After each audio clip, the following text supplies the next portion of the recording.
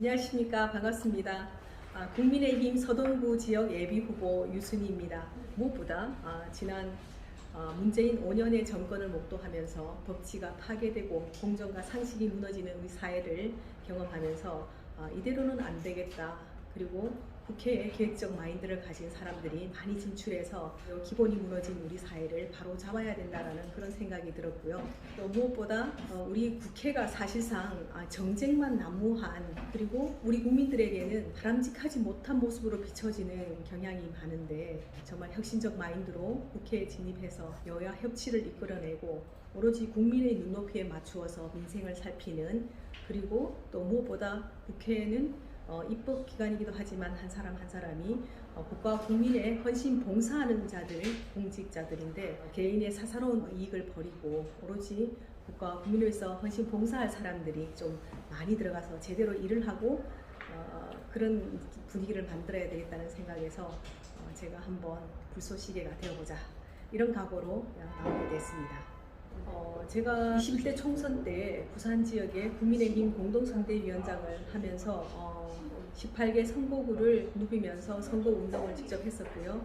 그런 과정에서 후보들을 지원하면서 정말 국회가 바로 서려면 제대로 된, 그리고 참신한 국회의원들이 좀 많이 진출해서 좀 나라를 위해서 일을 해야 되겠다라는 생각을 했고, 또 이어서 대선에서도 국민의힘 공동선대위원장을 하면서 또 여러 가지 정치적 관심을 좀 가지게 되었고요.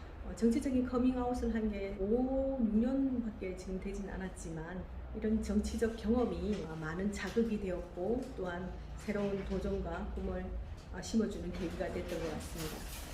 제가 대선 때 윤석열 후보를 지지를 했던 것은 모든 국민의 생각과 같지 않을까 생각되는데, 사실 문재인 정권에서 보여준 그 무능과 그 실정들이 사실상 새로운 정권 교체가 요원했었고, 또 때마침 불의에 맞서서 소신껏 검찰총장으로서 역할을 다했고, 권력에 휘둘리지 않고, 또한 자구우면하지 않고 당당하게 그리고 떳떳하게 소신껏 임했던 그 현직 시절의 윤석열 대통령의 모습을 보면서 저분이라면 우리나라를 새로운 바람을 일으킬 수 있겠구나라는 생각이 들었고, 무엇보다 우리 국민의힘에서 대표 후보로 모셨던 만큼 그동안의 기득권을 가진 정치 세력과 보수 정치권에 대한 국민적 시각이 굉장히 부정적인 견해가 상당히 많았습니다.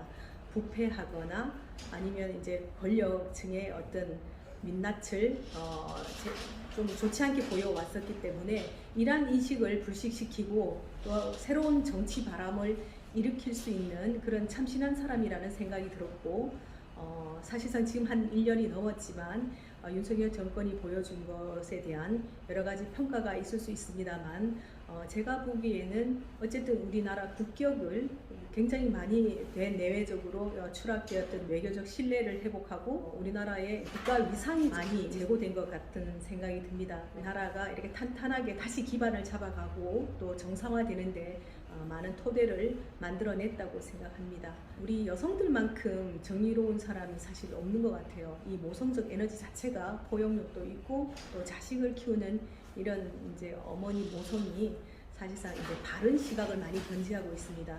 그런 점에서 우리 국가가 바른 방향으로 나아갈 수 있는데, 우리 어머니들, 특히 여성들이 많은 역할을 해야 된다고 보고 있고, 다가올 총선에서도 우리 여성 유권자들 정치가 바로 서는데 또 일조를 할 수 있으리라고 생각합니다. 제가 지난 30여 년 기자 생활을 하는 동안 여성 신문만 해도 25년인데 지역 여성계와 함께 연대해서 시민운동처럼 활동을 해왔습니다.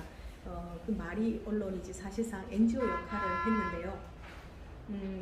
때에 따라서는 지역 현안, 경제 문제, 사회 문제, 그다음 환경 문제에 이르기까지 여성 문제에만 국한하지 않고 우리 사회 총체적인 여러 문제와 관련해서 현안 해결에 여성계가 함께 머리를 맞대어 왔고, 그 과정에서 여성 언론은 구심점 역할을 했다고 봅니다. 그래서 운동 방향을 정립하거나 또 현재의 운동이 제대로 가고 있는지 점검하고 그런 차원에서 다양한 여성 이슈와 사회 이슈를 주제로 해서 뭐 토론회라든가 간담회라든가 세미나 같은 것도 상당히 많이 개최해왔고 지역사회가 바른 방향으로 나아가는데 어떤 여론을 만들어내고 또 여론 주도층의 여성들이 또 힘을 갖추어야 되기 때문에 여성의 세력화의 그 역할의 한 중심에서 역할을 해왔다고 볼 수가 있겠습니다. 요번에 윤석열 정권이 여가부 폐지를 이제 후보 시절에 들고 나와서 굉장히 이슈화됐는데 사실상 별다른 대안이나 이런 것들은 사실 보이진 않아요. 그래서 아직까지 존치는 하고 있습니다만 머지않아 없애겠다는 이 공약에 따라서 폐지 수순을 밟고 있는 단계에 있지만 사실 여가부 폐지에 따른 이제 조직 체계는 어떻게 갈 것인지 그동안 다루어왔던 여성 정책이나 이런 뭐 가족과 관련된 여러 가지 정책들은 어떻게 할 것인지에 대한 어떤 행정 체계 개편 시스템의 구축 없이 그냥 무조건적 폐지는 지금 이른 감이 있다라는 생각이 들고 사실 새천년 이후에 여성의 지위는 많이 변화되었고 여성의 지위가 상승되었다 이렇게 보고는 있지만 실질적으로 그 지표가 나타내는 그 척도를 보면 아직까지 우리나라는 그 OECD 가입국 중에서도 중하위권에 해당되는 여성 권한 척도나 여성 발전 이런 여성 지위를 보면 그렇거든요. 그래서 아직까지는 이 양성 평등 정책을 현실로 이끌어내서 실질적인 변화를 꾀하는 데는 정책적, 제도적 뒷받침이 매우 필요한 상황이기 때문에 여가부의 역할은 좀 필요하다고 봅니다. 만약에 이 부처를 없앤다면 가령 예를 들어서 이제 성인지적 관점에서 정책을 수립하고 또 체계적으로 이렇게 검토할 만한 중간적 그 어떤 시스템이 마련되거나 어떤 전담 부서가 마련돼서 아니면 담당관을 만든다거나 아니면 이런 이제 성인지 정책을 조율하고 할 수 있는 이런 기능을 달 기구의 개편은 좀 필요하다고 보고요. 서동구 지역은 우리 부산의 원도심 지역인데 사실상 옛날에 이제 행정중심지에서 면제구로 다 이동을 하고 난 이후에 법원이라든지 검찰청이나 그다음에 부산시라든가 예전에는 방송국도 여기 MBC에 있다가 또 이제 그 수영구 쪽으로 갔잖아요. 부산에서 이 행정중심지로서 많은 기능과 역할을 했던 곳인데 지역적 중심이 이동하고 난 이후에 큰 변화 없이 발전이 크게 없었던 굉장히 낙후된 지역이기도 합니다. 그래서 어느 지역보다 많은 지역적 현안을 또 안고 있는 곳이기도 한데 최근에 뭐 이제 공덕어시장 현대화 부분은 이미 이게 수립하고 이제 추진 단계에 있어서 이거는 이제 큰 변화가 있을 것이라 보고 앞으로 북한과 부산역과 원도심과 연계한 통합 이제 개발이 좀 필요하다고 보고요. 특히 이제 북한 재개발 문제가 조속히 또 마무리되고 우리 부산의 원도심을 새로운 신천지로 이렇게 변화시킬 수 있는 기폭제가 될 수 있도록 북한 재개발 신속한 재개발 완성 그리고 또 오랫동안 이제 방치되다시피 하고 있는 구독운동장의 현대화 새로운 이제 종합 테마파크로 거듭날 수 있도록 꽃마을과 연계해서 또 이 지역 일대를 많은 전 세계 젊은이들이 모여들 수 있는 그런 공간으로 탈바꿈할 수 있도록 저 나름대로 이제 그 공약을 수립하고 있고요. 또 지역마다 또 안고 있는 현안이 상당히 많습니다. 부산의 이제 서동구 지역은 서구, 동구 포함해서 25개 동인데 그 지역별로 욕구와 현안을 다 이제 조사를 해보니까 지역마다 다 굉장히 많아요. 이것을 우선적으로 수립해야 될 것과 또 챙겨야 될 것들을 추려서 지금 공약을 지금 이제 다시 한번 이제 다듬고 있는 중이고요. 이제 오랫동안 동구가 발전을 할 수 없었던 데는 고도 제한 문제도 또 있고요.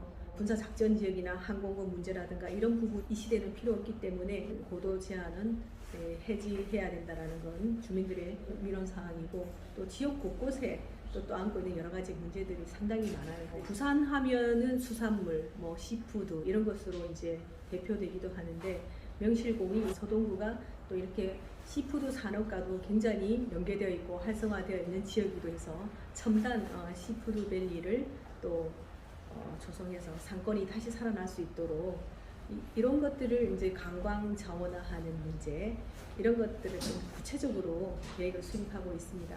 부산의 노인 인구가 21.89% 거의 22%에 가까운 65세 인구가 그 정도로 높은 비율을 차지하고 있는데, 동서구의 노인 인구 비율이 29%가 넘습니다. 또 유소년 인구 비율이 가장 낮은 지역이기도 합니다. 그래서 젊은 인구, 젊은 부부들이 모여드는 서동구 지역을 만들기 위해서 많은 공약들을 이쪽에 집중해서 인구 유입 쪽으로 많은 생각을 하고 있고, 또 촘촘하게 공약을 개발하고 있습니다. 그래서 저희 캠프 이름이 두배로 캠프인데, 이제 그 뭐냐면 서구 동구의 가치를, 낙후된 서구 동구의 이 지역의 상권을 되살리고 두 배로 잘 살 수 있는 서동구, 또 두 배로 행복한 서동구, 두 배로 성장하고 발전하는 서동구를 만들겠다라는 그런 각오로 두 배로 캠프라는 이름을 짓고 열심히 지역구를 누비고 있습니다. 저는 우리 지역 주민들한테 부탁드리고 싶은 말씀은, 정말 누가 국민과 국가를 위해서 일할 사람인가, 또 어떤 자세로 정치를 하려고 하는가, 그 기본과 근본과 그 자세를 제대로 봤으면 좋겠다라는 생각이 들고요. 또 무엇보다 공직자들은 사사로움을 버리고 일을 해야 된다고 저는 보고 있습니다. 저는 이번에 한동훈 비대위가 출범하면서 선민후사라는 말을 내걸었는데, 저는 굉장히 이 부분에 공감을 하고, 평소에 저는 선당후사가 아니라 선민후당이라는, 저는 일단 정당인이에요. 그래서 정당 정치 구조화에서는 뭐 당의 입장도 상당히 중요하기 때문에 저는 뭐 당도 이제 당의 입장도 무시할 수는 없겠지만, 그보다 먼저 앞서서는 선민이 되어야 된다는 거. 그래서 제가 항상 주장해온 게 선민후당인데, 이러한 제 가치와 정신도 이제 비대위가 출범하는 한동훈 비대위도 좀 맞닥뜨려지고 좀 부합된다라는 그런 생각이 듭니다. 그래서 아마 한동훈 비대위 출범 이후에 우리 사회도 정치권을 바라보는 시각이 많이 긍정적으로 변화되지 않겠나라는 그런 기대감도 갖고 있고요. 그리고 내년 총선에서 여성들도 좀 많이 진출해서 우리 사회와 우리 정치를 변화시키고 발전시키고 우리나라를 바로 세우는데 충분히 기여할 수 있는 좋은 긍정적인 에너지가 되리라고 생각합니다. 그리고 보다 반듯하고 떳떳하고 당당한, 그러면서도 국가와 국민을 위해서 봉사할 수 있는 자세가 되어 있는 사람들을 눈여겨봐달라는 부탁을 하고 싶습니다. 안녕하십니까. 저는 자유시민연합의 대표를 맡고 있는 최태열이라고 합니다. 오늘 여기는 부산 서동구에 국민의힘 예비후보로 등록한 유순희 후보에 대한 인터뷰를 하러 나왔습니다. 제가 몇 가지 질문을 계속 드릴 건데요. 질문에 대한 후보님의 견해를 말씀해 주시면 되겠습니다. 서동구에서 현재까지 국민의힘 예비후보로 등록한 분이 현재 모두 7명입니다. 부산에서 가장 경쟁이 심한 선거구입니다. 아직 한 번도 등록하지 않은 선거구도 몇 군데나 됩니다. 최종적으로 공천은 한 분밖에 받지 못할 것인데, 시민단체 입장에서는 윤석열 정권의 성공을 뒷받침할 수 있는 좋은 분들이 탈락할 수밖에 없는 것이 안타까운 생각이 듭니다. 이러한 현상을 사전에 좀 조정할 수는 혹시 없었을까요? 글쎄요, 이제 뭐 자유민주주의 국가에서 뭐 출마하고 안 하고는 이제 본인의 의사와 뜻이기 때문에 그 뜻을 뭐 이제 저거라고는 할 수는 없을 것 같고, 자유 경쟁은 당연한 것 같고요. 당에서 조율한다는 것도 사실상 쉽지 않아 보입니다. 그러나 가장 기준이 되어야 될 것은, 과연 이 사람이 그동안에 나라와 지역에 대해서 얼마나 고심하고 기여했던가, 또 이런 부분들이 판단하는 기준이 좀 되었으면 좋겠다는 생각이 들고, 그리고 어느 날 갑자기가 아니라 진지하게 지역민과 밀착해서 많은 활동을 해온 사람들 위주로 좀 됐으면 좋겠다라는 생각이 들고, 후보군을 이제 선정할 때 좀 그렇게 했으면 좋겠다는 생각이 들고요. 또 그동안 정당 정치 구조에서는 외면할 수 없는 게 또 정당에 대한 기여도도 분명히 필요하다고 봅니다. 그동안에 열심히 뛰고 정당을 위해서 아무 당이 어려울 때 이제 나 몰라라 했던 사람들보다는 어려울 때 투신해서 열심히 소신껏 일했던 사람들을 외면하면 안 되겠다라는 생각이 들고, 또 이 지역에 오랫동안 지역민과 밀착해서 또 활동해왔던 사람들이 좀 그 기준 속에 들어갔으면 좋겠다는 생각도 듭니다. 사실상 뭐 태어났다라는 것, 뭐 학교를 일부 다녔다는 것, 이런 연고주의가 이 나라 정치를 발전시키는데 과연 어떤 도움이 될까? 저는 그것은 이제는 타파해야 될 문제라고 보거든요. 그래서 진실로 진정으로 지역민들과 부대끼면서 지역의 사정을 잘 알고 또 지역의 대표성을 갖는 사람으로서 국회에 일을 하려면 최소한의 지역 사정에 밝아야 된다라는 그런 말씀을 드리고 싶네요. 다음 질문하겠습니다. 후보님이 서술한 대한민국 오늘도 안녕하십니까? 라는 책을 보면은 후보님의 성장 배경과 부산 여성신문을 오늘날까지 이끌어오신 힘든 과정들 잘 알 수 있었습니다. 특히 문재인 정부 하에서 조국 사퇴 촉구 집회와 오거돈 전 시장 영장 기각 규탄 대회 등을 통하여 부산 여성들의 단체 행동을 이끌어낸 것은 언론사 대표로서 대단한 용기와 실행력이 없으면 이루어내기 어려웠을 것이라고 생각합니다.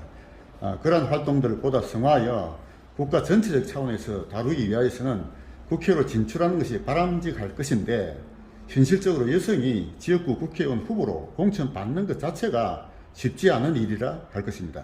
인구의 절반이 여성인 점을 감안한다면 여성에게 그 정도의 비율의 의원수를 보장해 주어야 하는 것이 타당하다는 주장과 여성이라 하여 그렇게 보장하는 것은 능력주의에 맞지 않는 역차별이라는 주장이 있습니다.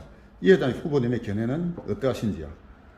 네, 먼저 이 역차별 부분부터 얘기를 한번 드리면 사실상 우리 사회가 오랫동안 남성 중심적 사회였고 정책 결정 과정에서 모든 결정을 짓는 데는 진출한 남성들이 우리 사회 주류층인 남성들이 이렇게 결정을 해 왔었기 때문에 사실상 어느 정도 인구의 절반은 뭐 거의 여성이 좀 더 많죠. 그럼에도 불구하고 우리 사회를 이끌어온 주체는 남성들이었습니다. 그래서 실질적인 양성평등을 이루기 위해서는 우리 최저 임계치라는 게 있습니다. 최저 임계치의 기준이 30%인데 그래서 여성들이 좀 뭐 30% 할당을 뭐 하라는 등 할당제를 외치고 이렇게 해왔는데 임계치 30%는 그 어떤 계층이나 집단이 그 뜻이 집단의 뜻이 이제 정책에 반영되기 위해서는 최소한의 30%의 비율이 그 의견을 녹여내야만이 이제 반영될 수 있다라는 그런 기준점이 있기 때문에 여성들이 지금까지는 뭐 30%가 아니라 지금 국회는 뭐 19% 정도 되나요? 19%에 불과한데 아직은 멀었다라는 생각이 들고 그러기 위해서는 어느 정도 끌어올리기 위해서는 현실적인 노력이 필요한데 제도적 보완이나 강제적 노력이 아니면 사실 어렵습니다. 그래서 여성 뭐 전략 공천이나 우선 공천 같은 것도 여성계에서 많이 주장하는 바도 바로 그런 점이거든요. 오거돈 전 시장님의 성추행 사건이라든지 조국 사태 관련해서 여성 백인 행동을 결성해서 전국 처음으로 시민운동으로 점화시켰던 이런 사례. 저는 사실 언론사 대표임에도 불구하고 이런 자리에 얼굴을 내밀고 운동을 주도하는 데는 사실 눈치가 보일 수도 있습니다만 제 소신이 아닌 건 아니다, 옳은 건 옳다고 소신껏 말해온 사람으로서 또 펜을 든 사람으로서 펜은 당당하고 비굴하지 않아야 된다고 봅니다. 그래서 모든 여성, 모든 국민이 공감하고 아니다라고 목소리를 높이고 있는 거에 대해서 저는 이제 뭐 언론사 대표라 해서 뒤에 숨어서 그냥 뒷말해서는 안 된다고 보고 있고 또 제 스스로 여기에는 목소리를 내고 싶었고 또 여성계와 함께 목소리를 내서 정말 사회를 바꾸고 싶었습니다. 그래서 저는 어떤 사안에 대해서 결정을 할 때는 내가 이 결정한 사안이 공공의 목적이 분명한가, 공의로운가, 또 정의로운가 이 두 가지 기준에 따라서 판단을 했기 때문에 이 일 역시도 저는 옳다고 믿었기 때문에 당당히 소신껏 활동을 할 수 있었고 또 뒤에서 이제 성명서도 만들고 여성계도 교합하고 이렇게 운동을 함께 만들어 갈 수 있었다고 봅니다. 그래서 저는 사실 어떠한 일이 있어도 이제 옳다고 믿는 일에 대해서는 주저함이 없었다 이렇게 보고 있습니다. 그리고 여성의 이제 대표성 부분과 관련해서 또 여성들을 이제 배려하거나 뭐 여성 전략 공천이나 우선 공천이나 정치 분야에 있어서 여성 들의 이게 참여 확대 부분에 대해서 여성들이 외치는 이런 목소리가 사실상 양성평등 사회에서 너무 일방적인 주장으로 보거나 아니면 만약에 이런 것들이 받아들여질 경우에 역차별이 아닌가 이렇게 생각하는 부분이 있지 않는가 아까 그렇게 질문을 하셨지만 사실상 오랫동안 우리가 이제 조선시대를 넘어오는 동안 우리 사회가 고착화된 남성 중심적 사회 분위기로 흘렀었고 또 우리 사회의 모든 결정권을 이미 정책 결정 과정에 진입해 있는 남성들이 주도하에 이렇게 만들어 온 경향이 있기 때문에 우리 사회는 남녀가 뭐 비슷하게 이제 그 구성 인구가 뭐 반반 정도 구성이 되어 있습니다만 인구의 절반이 여성이고 우리 사회를 뭐 어떤 특정한 성이 이끌어가는 것은 아니라고 보고요. 남성, 여성 어쨌든 능력 있는 사람들이 동등하게 이 사회의 주류로서 이끌어 나가야 되는 중심축이 되어야 된다고 보고 있고 그런 면에서 조금 전에도 말씀드렸지만 이 제도권에 진입해서 모든 결정 짓는 사안에서 밀려나 있던 여성들도 이제 좀 능력 있는 여성들이 진출해서 우리 사회를 좀 제대로 균형 있게 이끌어 나갈 필요는 있다고 보고 있고 또 어떤 사람들이 역차별 문제에 대해서는 지금까지 우리 사회가 아까 그렇게 만들어 왔기 때문에 여성들이 똑같은 경쟁선상에서 경쟁을 하게 되는 것은 기울어진 운동장에서 여성들은 이 밑에서 달리는 형상이기 때문에 사실상 어느 정도 여성들을 좀 끌어당겨 올려주고 그 선상에서 경쟁할 수 있는 구도를 만들어줘야 된다고 봅니다. 그리고 또 국회도 여성의 비율이 지금은 19%밖에 되지 않는데 300여 명 중에 19%라는 것은 얼마 되지도 않잖아요. 그래서 어느 정도 여성들의 의견이 정책에 반영되기 위해서는 최저 임계치 수준인 30% 정도는 진입을 해야 된다고 보고 또 이게 현실적으로 진입할 수 있도록 이번에 이제 공천 과정에서 조금 정치권이 역할을 해야 된다고 보고 있고요. 이거는 뭐 여든 야든 상관없이 함께 공동적인 관심과 노력을 기울여야 되는 부분이라고 봅니다. 다음 질문하겠습니다. 네. 우리 대한민국 헌법 제1조 2항에는 대한민국의 주권은 국민에게 있고 모든 권력은 국민으로부터 나온다라고 하는 주권 재민의 헌법 가치를 규정하고 있습니다. 그러나 현실에서는 정치인을 뽑는 실질적인 권력인 공천권이 국민에게 있지 아니하고 당대표를 비롯한 실권자에게 있다 보니 후보들이 국민을 바라보기보다는 정치권의 실권자의 눈치를 볼 수밖에 없다는 문제가 있다고 보입니다. 자유시민연합은 공천권을 국민에게 돌려주어야 한다라고 하는 주장을 펴고 있는데 이에 대한 후보님의 견해는 어떠하신지요? 100% 공감합니다. 예. 네, 저는 만약에 제가 이제 운이 억수로 좋아서 또 이 운이 따라야 정치도 할 수 있잖아요. 사실 이게 보니까 주변을 보면 제 아무리 실력이 있어도 운이 따르지 않으면 안 되더라고요. 그래서 만약에 제가 제도권에 진입한다면 만약 국회의원이 된다면 이러한 부분에 대해서 정말 100% 내려놓을 각오가 되어 있는 사람입니다. 그래서 국민들이 선택하는 후보 또 국민들이 선택하는 정치인 그리고 이게 뭐 어떤 정치권에서 또 특히 이제 지방 정치도 마찬가지지만 지방 의원을 뽑을 때 국회의원들의 역할이 상당히 크잖아요. 국회의원의 여하에 따라서 이제 자기 그 산하 조직을 마치 수하처럼 거느리는 그런 구조인데 저는 이런 그 위로부터의 공천 이런 부분 상당히 이제 개선돼야 된다고 보고 있습니다. 자, 다음에 역사에 대한 질문을 몇 가지 드려보겠습니다. 우리 일제시대는 민족사에서 지워져야 할 치욕스러운 수탈의 시대라고 보는 관점도 있고 비록 이민족이 지배하였지만 사기업의 육성과 개인의 권리 자각이 태동된 근대화가 시작된 시대라는 관점이 있습니다. 후보님의 견해는 어떠하신지요? 정말 일제강점기의 역사는 우리나라에 있어서 특히 우리 민족에 있어서는 사실 치욕스러운 과거의 역사입니다만 사실 우리 선조들이 정말 뭐랄까나 이런 개항 시기에 그냥 무조건적 이제 반대와 세국 정책으로 사실상 이 근대화되는 게 좀 더뎌왔지 않습니까? 그런데 이제 일제 강점기에 치욕스러운 역사에도 불구하고 일본이 우리나라에 들어와서 뭐 도로를 닦는다, 길을 낳는다거나 산업 도시 이제 근간을 만들어내는 이런 부분에 대해서는 다리를 놓았다. 뭐 요거는 이제 긍정적으로 보고요. 그러나 이거는 있어서는 안 될 역사죠.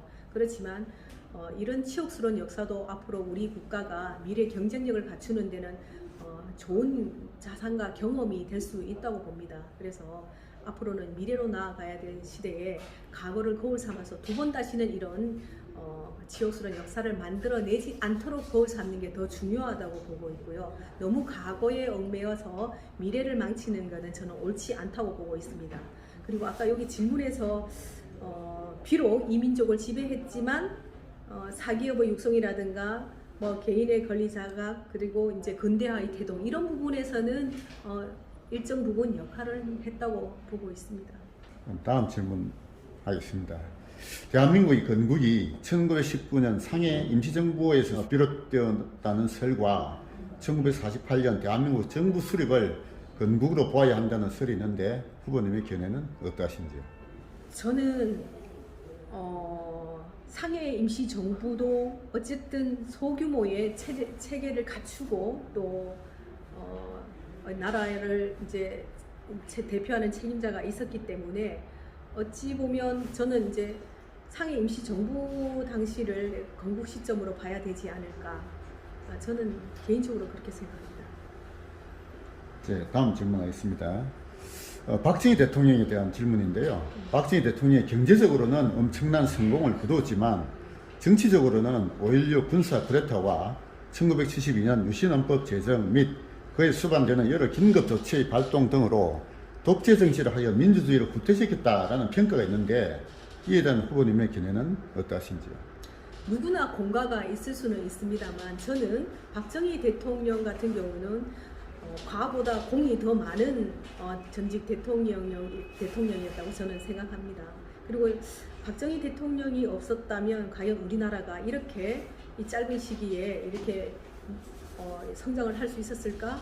그런 면을 봤을 때 사실은 그 정도의 뭐 사실상 이제 독재라는 것도 어느 정도 이제 통치를 하는 과정에서 나라 발전을 이제 성장시키는 과정에서 필요했다고 저는 봅니다. 그렇지만 이것도 우리한테 큰 자양분이 되었고 역사적으로는 어쨌거나 이거는 그분이 이루어낸 거에 비해서는 아주 작은 과였다고 저는 봅니다. 현재 대한민국은 이 좌파 진영과 우파 진영 간의 치열한 이념 전쟁을 치르고 있다라고 하는 견해가 있습니다. 이에 대한 후보님의 의견은 어떠하신가요? 좌파 진영과 우파 진영의 싸움, 이념 전쟁 어느 때보다 치열해지지 않았나 그런 생각이 듭니다.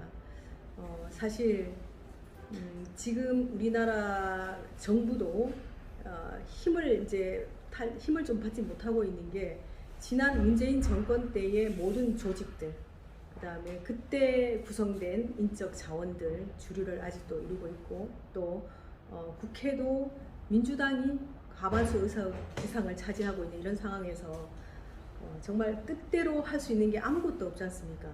옛날에는 이제 진보하면 이런 좌파적 이런 이제 성향이 아니라 그야말로 바른 시각을 견지한 자유민주주의 사회에서 이제 건전한 의견을 제시할 수 있는 그런 쪽으로 진보 세력이 조금 간주되어 왔다면 문재인 정권에서 보여준 이 진보 세력은 진보가 아니고 그야말로 종북 좌파에 가까운 이런 이념 대립을 굉장히 많이 양산을 했었고 그러다 보니까 여기에 반대하는 자유 진영에서는 이거 어쨌든 이념 체제, 이념 전쟁에서 이렇게 대응하지 않으면 도태되지 않습니까? 어쨌든 대응할 수밖에 없다 보니까 좌우의 아주 심각한 대립 관계를 만들어낸 것 같고 이 문제는 결국은 지난 정권이 양산한 우리 사회의 어떤 병폐가 아닐까 이런 생각이 듭니다. 그래서 오로지 우리 사회는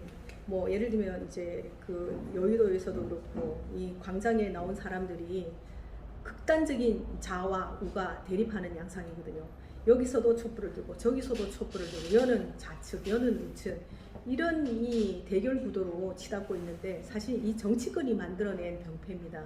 그래서 자기 22대 총선을 통해서 진입하는 국회의원들은 이런 이념 전쟁을 이제 종식시키고 오로지 국가 국민을 바라보고 오로지 협치할 수 있는 상생 정치로 나아가야 된다고 저는 보고 있고요.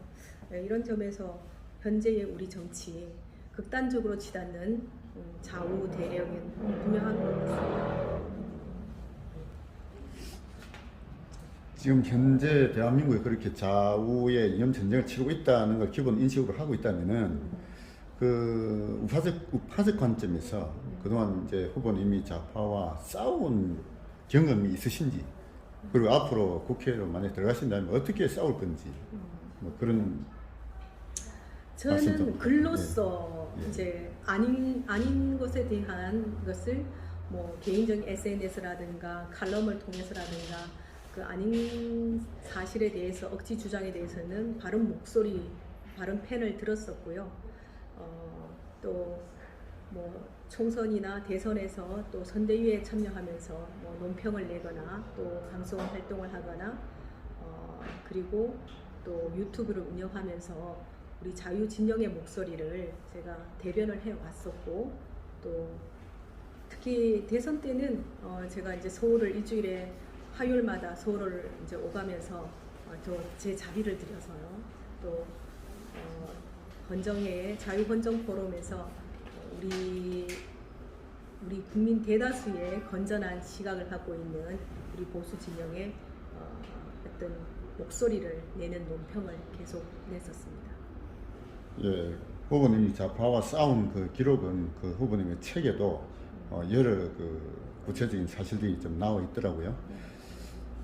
다음 질문하겠습니다. 지금 대한민국의 이념 진영을 흔히 보수와 진보로 구분하고 있습니다. 우파를 보수라고 부르면 좌파를 진보라고 불러줘야죠. 그런데 이런 구분은 좌파의 용어 전술에 우파가 말렸던 것이다 라는 지적이 있습니다. 예. 이에 대한 후보님의 저 의견을 공감합니다. 그들은 진보가 아니라고 했지 않습니까? 예. 우리 우파에도 사실 진보적 성향에 저는 평상시에 제가 합리적 진보 우파라고 항상 이제 생각하고 있는 사람으로서 또 어떤 사람들은 저를 보면 저 사람 그 보수 맞나 아니면 저 사람 뭐 우리 당 맞나 이렇게 생각하고 저 의아해하는 사람이 있는데 그거는 바른 소리를 하기 때문에 좀 그렇게 보는데 사실상 비굴하지 않고 떳떳한 어떤 사안에 대해서 진실을 제대로 말할 수 있는 사람. 저는 이제 진정한 보수는 합리적 진보적 시각을 갖춘 게 바로 진정한 보수라고 보는데 지금 오늘날 진보는 없습니다. 우리 사회에 진보는 없고 오로지 좌파만 있을 뿐이다. 그 좌파는 저는 이제 종북 좌파밖에 없다 이렇게 봅니다. 그리고 민주주의는 죽었다. 민주당이 갖고 있는 정체성은 사실상 과거에 민주당이 갖고 추구했던 그런 가치나 이념은 전혀 찾아볼 수 없는 변질된 팬덤 정치만 양산하는 극단적 그 좌우 분리 그야말로 이제 그 완전히 그 이념적 정치를 양산하는 잘못된 정치라고 저는 보기 때문에 진보를 붙여서는 안 된다고 생각합니다. 자, 다음 질문 드리겠습니다. 대한민국 국민의 정치 성향을 흔히 좌파, 우파, 중도파 이렇게 통상 구분하고 있죠. 그래서 우파가 승리하기 위해서는 중도층을 흡수해야 한다라고 하는데 중도층을 흡수할 수 있는 좋은 전략이 과연 어떠해야 될까요? 사실 우리 사회의 중도층 흡수를 위해서 뭐 최근에 반란을 조금 일으켰던 이준석이나 뭐 이현수 전 의원이나 이런 사람들을 흡수해야 된다 이렇게 다시 영입해서 또 우리가 이제 또 데려와야 된다 이렇게 말을 하고 있잖아요. 지금 뭐 신당 창당 뭐 준비도 하고 있습니다만 사실 기존에 이제 자유진영 우리 이제 국민의힘 측에서 국민의힘 당이 이런 중도층 흡수를 위해서 사실상 얼마나 노력을 했던가. 근데 이 기득권을 포기하지 않고 그 수구적 이렇게 이제 관념 이런 것들을 탈피하지 못하고 사실 모든 주도권을 이런 내려놓지 않으니까 그렇다고 보거든요. 그래서 보다 많은 중도층 세력들한테 좀 권한을 주고 또 포섭하고 영입하는 이런 적극적인 자세와 노력이 좀 필요하다고 봅니다. 그러려면 그들 속에 들어가야 하고 또 그들을 많이 영입을 해야 되겠죠. 근데 이제 맛배기식으로 무늬만 모양만 이렇게 갖추는 형태를 해서는 또 실패를 한다. 저는 그렇게 보고요. 진정성을 갖고 포섭을 하고 또 영입하고 그들에게 진짜 역할을 줘야 된다고 봅니다. 그 중도층이라는 게 사실상 뭐 어떤 뭐 좌우에 대한 뭐 그 중간에 있는 그런 사람들이라고도 볼 수도 있지만 사실 어떠한 이제 의견도 표명하지 않는 이런 분들 이제 적극적으로 영입할 수 있는 어떤 대책도 필요한데 그 중에는 저는 여성도 들어간다고 봅니다. 청년 여성도 그 중도층 안에 넣고 또 어떠한 의사도 표명하지 않는 중간적 입장에 있는 사람들 이 모든 분들이 전부 다 중간 계층이라고 저는 중도층이라고 보거든요. 그 중도층 흡수 전략과 관련되는 질문인데요. 박근혜 대통령이 후보 시절에 그 중도층을 흡수하기 위하여 김종인의 경제민주화론을 채택하였습니다. 근데 그거는 지나놓고 보면 좀 잘못됐다 이런 주장도 있어요. 그에 대한 후보님의 견해를 좀 부탁드립니다. 경제민주화. 사실 김종인 비대위가 경제민주화를 들고 나와서 또 역할을 했을 때 그 결과가 어떻게 뭐 좋아진 결과가 있나요? 저는 그때 당시에 뭐 젊은 층을 이제 소위 요즘의 MZ 세대에 해당되는 이준석, 손수조 이런 젊은 층들을 이제 흡수를 했었잖아요. 근데 사실 뭐 저는 성공했다고는 보진 않아요. 그리고 경제민주화 정책이 우리 사회에 어떤 큰 성과나 결과를 내놓았는지 저는 찾아볼 수가 없거든요. 다음에 질문 드리겠는데요. 우리 대한민국의 정체성을 우리 헌법에 보면은 자유민주주의 기본질서라는 표현이 여러 번 나옵니다. 그래서 우리 대한민국의 정체성은 자유민주주의다 이렇게 이제 말씀을 하고 있죠, 흔히들. 그런데 뭐 조금만 생각해보면 알 수 있는 것이 자유민주주의라는 건 하나의 이념이 아니에요. 자유주의 플러스 민주주의. 이게 그렇죠. 우리가 합승을 하고 봐야 됩니다. 그렇죠. 그래서 자유주의와 민주주의가 사실은 다른 개념이에요. 자, 그에 대한 그럼 자유주의가 뭐고 민주주의가 뭔지에 대한 후보님 말씀을 조금만 부탁드릴게요. 그렇죠. 북한의 체제 말하자면 북한에도 민주주의가 있습니다. 그것도 인민민주주의. 그렇죠. 인민민주주의죠. 그러나 우리 자유 대한민국은 자유민주주의죠. 국민 개개인의 자유와 의사가 반영되고 또 어쨌든 권한을 행사할 수 있는 이러한 체제 하에서는 이제 우리는 자유민주주의 진영 체제라고 볼 수 있는데 여기에는 반드시 시장 경제도 뒷받침이 돼야 되는 부분이고 또 개인의 사유재산이 인정되는 모든 부분이 개인의 자유 권한, 자유 선택권 이 모든 이제 권한이 인정되는 이런 사회를 이제 저는 자유민주주의라고 볼 수 있는데 인민민주주의 같은 경우는 인민공화국, 북한의 인민민주주의하고는 다르다고 볼 수 있죠. 그래서 민주적 의사결정 구조를 가지고 있는 뭐 이런 형태는 취하는 거는 일주 비슷한 점은 있지만 근본적으로 저는 다르다고 보고 있습니다. 마지막 질문 드리고 마무리 짓도록 그렇게 했습니다. 이번 예비후보 등록을 결심하게 된 마지막 각오의 말씀을 한번 부탁드리고요. 만약입니다. 만약 공천에서 탈락될 경우에 공천된 후보의 당선을 위하여 적극적으로 협조할 것인지 그 말씀도 좀 부탁드리겠습니다. 부산에서 기자 생활을 제가 한 30년 활동을 했습니다. 특히 이제 현장에서 맞닥뜨린 사람들을 통해서 굉장히 많은 것을 배웠고 산 경험들을 축적할 수 있었는데 이 인터뷰들을 통해서 굉장히 이제 정말 이 우리 지역민들이 원하는 게 무엇인지 살아가는 삶의 모습을 현장에서 가까이 보고 듣고 느끼고 했던 사람으로서 정치권에 가서도 내가 어떤 일을 해야 되는가를 몸소 체험한 사람으로서 우리 이제 서민 밀착형, 시민 밀착형 이런 정책들을 이제 개발해서 좀 일을 할 수 있겠구나라는 생각을 했고 또 NGO와 같은 그런 기능을 하는 여성 언론사에 몸을 담으면서 사회 운동과 여성 운동을 좀 이끌었던 사람으로서 아직까지는 우리 사회의 취약계층이나 소외계층을 위해서 해야 할 일이 너무나 많다는 것 그것을 이제 국회에서 좀 실현하고 싶다는 생각도 들고요. 특히 무엇보다 우리 국회가 갈등과 정쟁이 난무한데 여성 특유의 그 에너지는 설득력과 협의 조정 능력이라고 보거든요. 그래서 국회 내에서도 누군가는 이 상생적 협치를 이끌어내는 조정 능력을 갖춘 사람이 좀 필요하다는 생각이 들어서 좀 원만한 국회 의회 구성과 또 그 분위기를 좀 이끌어가는 데도 역할을 하고 싶고 또 때에 따라서는 제가 앞서도 말씀드렸지만 선민후당의 정신으로 당의 위해가 가지 않는 한 치명적인 위협을 가하지 않는 한은 어쨌든 당의 결정 사안보다 민의 결정을 더 우선시해서 일을 할 수 있는 그런 소신 정치를 한번 하고 싶다는 생각이 들고 국회에 가서 정말 저 사람은 국회의원일 때나 아닐 때나 한결같은 모습이구나라는 그런 것들을 통해서 보여주고 또 신뢰하는 정치의 기반을 만들어내는데 그 분위기를 한번 만들고 싶다는 생각도 들고요.